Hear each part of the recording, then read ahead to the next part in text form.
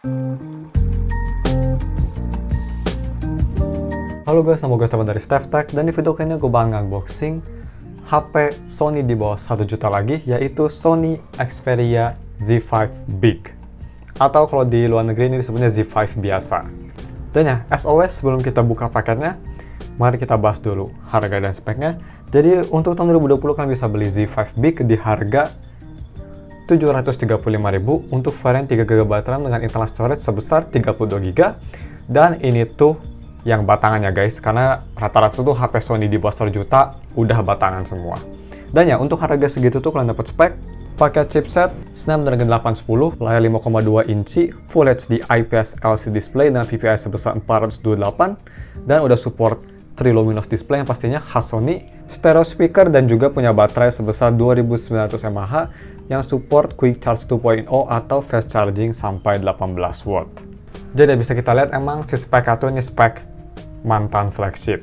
Tapi ya cuma segitu aja, langsung aja kita buka si boxnya.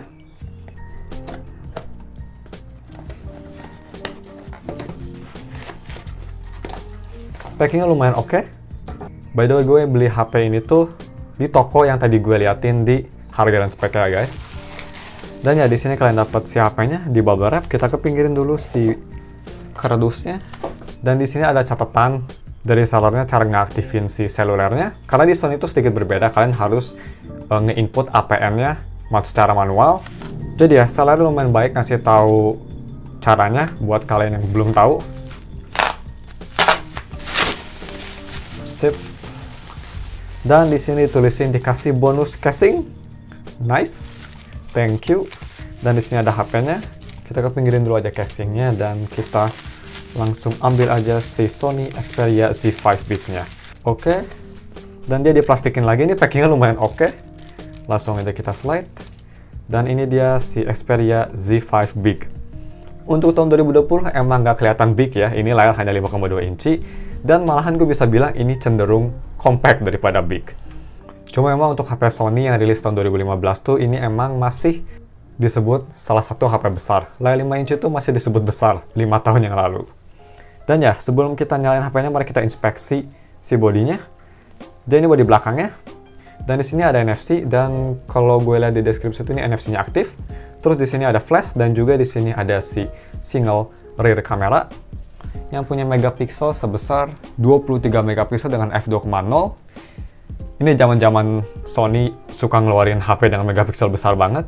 Dan kalau misalnya kita ke depan, di sini ada si front facing kameranya yang lumayan kecil, hanya 5,1 megapiksel dengan f2.4 dan hanya bisa nge-record video sampai resolusi 1080p 30 fps. Terus bisa kita lihat di depan juga di sini ada si dual speakernya, front facing, mantap.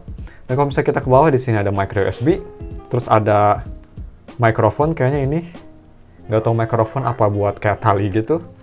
Dan di samping kiri di sini ada si SIM slotnya. Kalau misalnya kita buka, ya di sini bisa kita lihat dia support 1 micro SD dan 1 SIM. Kita masukin lagi. Terus kalau misalnya kita ke atas ada headphone jack, dan yang terakhir di samping kiri ada shutter button, khas Sony banget, volume button, dan juga power button yang juga berperan sebagai fingerprint. Tapi ya, untuk si kondisinya sendiri, bodi belakang ini kelihatan masih mulus.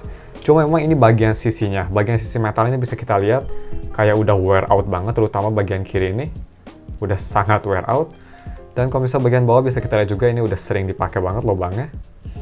Dan juga di sini ada sedikit cacat, jatuh. Tapi ini menurut gue understandable karena ini HP emang udah 5 tahun umurnya. Jadi gue nggak expect emang banyak pemakaian. Bisa dibilang ini dari 100% tuh 85% lah kondisi kemulusannya. Lumayan oke lah untuk HP umur 5 tahun. Tapi ya langsung aja kita nyalain si HP-nya sendiri. As always, sambil nyalain kita tes dulu button-buttonnya enak atau enggak. Yang pertama kita tes si power buttonnya. Power buttonnya kerasa sedikit mushy tapi masih cukup enak. Dan untuk volume buttonnya sama juga, rada susah dipencet tapi masih clicky. Untuk shutter buttonnya masih enak. Jadi ya, mungkin yang sedikit kurang enak cuma di power buttonnya yang sedikit mushy. Yang lain masih cukup oke. Dan ini tuh yang versi SoftBank. Dan ya, as always, gue mau setup dulu HP-nya. Dan nanti gue bakal balik untuk first impression-nya. I'll see you soon. Sip, udah gue setup HP-nya, dan as always mari kita tes dulu yang pertama, yaitu speed fingerprint-nya atau fingerprint speed-nya. Langsung aja kita tes. 1, 2, 3. Oke, 1, 2, 3. Dan yang terakhir 1, 2, 3. Ya, untuk fingerprint-nya emang untuk tahun 2020 masih kerasa cepat dan cukup akurat. Cuma emang di unit gua tuh ini si power button-nya kerasa mushy banget, jadi rada susah dipencet.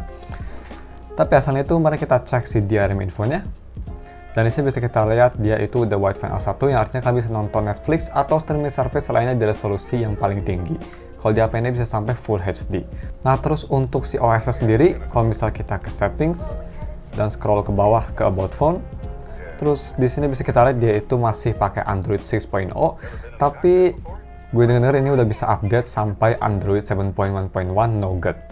Tapi personal opini gue sendiri, gue mending stay di Android 6.0 aja daripada update ke Nougat, karena di 6.0 aja ini performance-nya tuh walaupun cepat dan lumayan konsisten untuk harganya, tapi ini kerasa panas banget.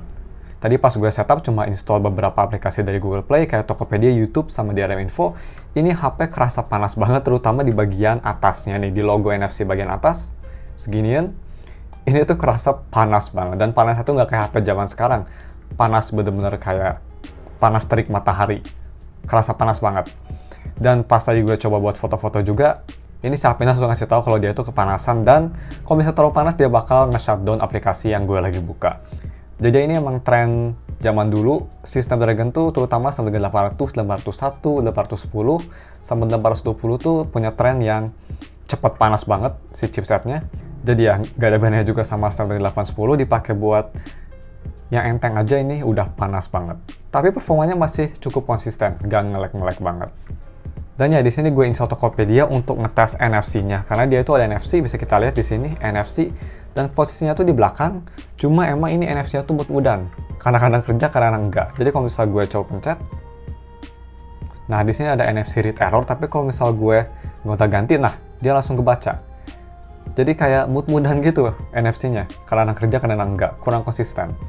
Tapi ya at least dia ada NFC lah. Dan selanjutnya mari kita tes si keyboard touch delay-nya. Selama gue coba HP Sony dari XZ1, XZ2, XZ nggak pernah ada touch delay. Mudah-mudahan di Z5 juga ini nggak ada. Tapi langsung aja kita tes si touch delay-nya. Ya, gue bisa bilang nggak ada bedanya juga dengan HP Sony lainnya, ini nggak ada touch delay sama sekali. Ngetik keyboard sangat responsif, bagian samping kanan kiri juga responsif banget. Dan overall ini si layarnya cukup responsif. Yang bikin pertanyaan gue tuh, kenapa brand-brand Cina nggak bisa buat layar seresponsif ini ya? Tapi mari kita balik lagi ke HP-nya lagi. Terus gue mau bahas si layarnya. Ini layarnya juga kualitasnya cukup oke, cukup sharp. Karena cuma 5,2 inci dan layarnya Full HD, ini jadi kelihatan sharp banget. Cuma emang pas tadi gue pakai di luar, ini brightness-nya nggak bisa terang banget. Dan yang untuk yang terakhir, mari kita tes si kameranya. Yang pertama kita tes ke si tanaman IKEA as always. 1, 2, 3.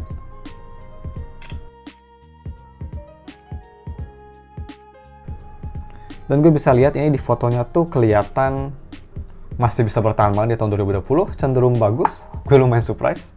Dan selanjutnya mari kita foto ke si figure Reinhardt Overwatch. 1, 2, 3. Oke, ini gue lumayan surprise, fotonya masih kelihatan bagus banget di tahun 2020. Dan ya, nanti juga gue bakal tambahin lagi sampel-sampel fotonya di B-roll, jadi kalian bisa nilai fotonya lebih detail.